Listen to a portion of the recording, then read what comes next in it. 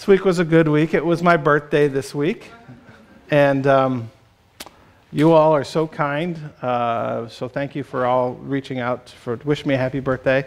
But it was a wonderful week. I turned 34,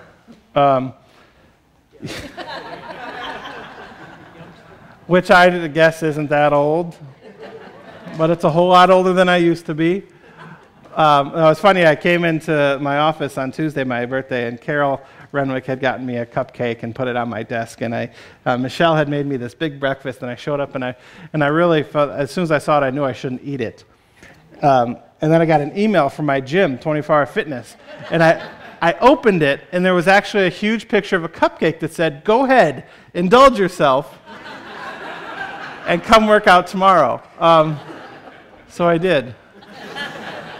It was a good week. I feel like I've been full all week, though, but it was a good week.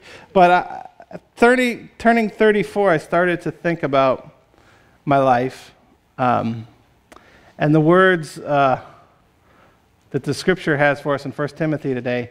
Godliness with contentment is good. And I started to ask myself if I was content. And I remembered when I was 17 years old, on my birthday when I was 17 years old, I'll never forget it, we were on a field trip in school, one of my classes, and we literally drove by the hospital where I was born. And I thought to myself, as I was driving by the hospital where I was born on my 17th birthday, I thought, I've been alive 17 years, and I haven't really done a whole lot. As I looked at the hospital, there's so much that I want to do, and I haven't really done a whole lot. When you're 17, when you turn 17, you've learned a lot, but you haven't really done a lot. I haven't, actually, at that point. And if you're in high school and you're thinking along those similar lines, let me tell you, life is good in high school. Once you get out of high school, it gets better. Life gets better every day. And so I started thinking back to the last 17 years, from when I was 17 to 34, and all the things that I had done. I think I've been to 43 states, and I've lived in a number of different states, and I've done a lot of different things. And I was thinking to my life, I think I'm really content with where I am right now. But I think we're all only content to a certain point. Because there's things out there that don't want us to be content. The first thing is advertising. Advertising, the whole point of advertising is to make you feel discontent with your life, to think, there's got to be something out there better. Oh, there it is. Let me go buy it, and then I'll be content. That's the whole point of advertising. I have a friend who works in advertising. He was here a couple weeks ago, and they did a focus group. He works for a car company, and they brought people in. This is the new car that's coming out in a couple months. Tell us your 3 favorite things about it. And so they had 100 people come in and tell them the 3 favorite things about the car. And what they're going to do is they're going to create commercials that show these 3 things so that people can see the commercial and think, oh, that car does that. My car doesn't do that. I need that car. To make you feel like you're not content with the vehicle you drive. And I feel really bad this week. You know the commercial, the kid that says, "Queen my dishes"? I love that commercial. And AT&T commercial, and we're AT&T customers, and Michelle has this dinosaur of a phone. I mean, this phone is so old, it's like an iPhone 4. And, I'm sorry. Well, it's my fault. It's my fault. I told her, I said, I think you're due for an upgrade.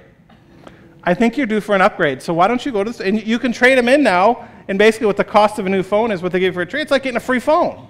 So I said, why don't you just go to the AT&T store and get a new one? And she went, and God bless her, they told her you're not due until next summer. So I felt really bad, because I know the excitement you get when you think you're getting something new. It's like, well, as soon as you know you're getting something new, all of a sudden the old one just isn't good enough anymore. It's just part of the way we live. And when we live in a society that is like that, what ends up happening is we always have too much of everything. We always have to, and that's what the text is about today. The Old Testament text, they say, Alas, beware of those who are at ease in Zion. Beware of those who are comfortable in their life. You're too comfortable. Your comfort is coming at the cost of someone else. That's what the Old Testament is saying. And when Jesus is talking about the rich man and Lazarus, you ate sumptuously every single day while this man just wanted the scraps at your table. Beware of those who have too much. Last night, we cleaned out our closets and our dressers and decided to donate a number of items that we don't wear anymore. And I went through my sock drawer. And it's one of those things, when you donate stuff, you don't really go through your sock drawer because you don't donate your socks because nobody wants your socks. And so it's like, for the first time in years, I really went through my socks. How many pairs of white socks do you think I have? How many do you think you have? I had 41 pairs of white socks. I challenge you all to go home and count your socks and post it on Facebook. Be of good courage, post it on. That's just white socks. I had 25 pairs of black socks. And I thought, I have 66 pairs of socks. And as I was cleaning it out, I thought to myself, how would I explain socks to somebody who lived at Jesus' time? Somebody who just had like a board under their foot that was tied on. Well, you see, we have these really nice things, they're called shoes, and then they have these really nice, comfortable soles in it. And then we wear these things called socks that go in between to make it even more comfortable. I mean, it just seems... I'm a person who loves socks. So when I was following a different career path, my goal in life was to get to the point where every day was a new pair of socks for the rest of my life. That's how I knew that I was going to be rich. I was going to have a new pair of socks every day. And I wasn't going to wash them, I was just going to throw them away and have a new pair of socks. Talk about having too much. 65 pairs of socks.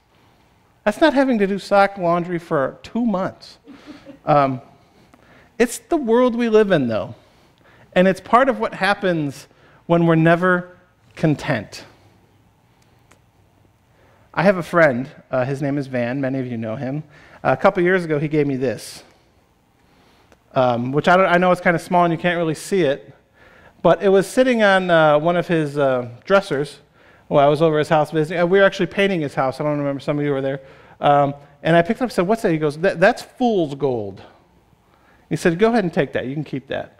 And I said, what if it turns out to be real gold? And he said, well, then we'll split it. But that's fool's gold. And as I was cleaning out my socks, this sits on my dresser. I couldn't help but look at that and think to myself, if I had really built my life around getting to the point where I can wear a brand new pair of socks every day, my life would be fool's gold. Because I will never find contentment with socks, and I'll never find contentment with cars, and I'll never find contentment with furniture or clothes or TVs or anything. It's all fool's gold. I went and saw Van this week. He has recently been diagnosed with cancer, and he's probably not going to live much longer. And I was sitting there in his living room. We were sharing lunch together, telling stories and laughing, and I couldn't help but notice that there was a certain sadness in his eyes, knowing that the end was near. But there was also contentment, knowing that he had lived a good life, that he had been a good person, and that Jesus had claimed him as his own, and that when his time does come, that he'll go where we all want to go. And what I realized that moment is contentment is not a feeling, it's a choice. When I did CPE, working in a hospital for a summer, what I learned is that there's only 4 real feelings that we have. We are mad, sad, glad, and afraid. So angry, sad, happiness, and fear. And everything comes from there. Embarrassment, comes from fear. All these different things come from these root 4 feelings. But contentment, you can be sad and you can be content at the same time. It's a choice. It's a choice we make every day to be content.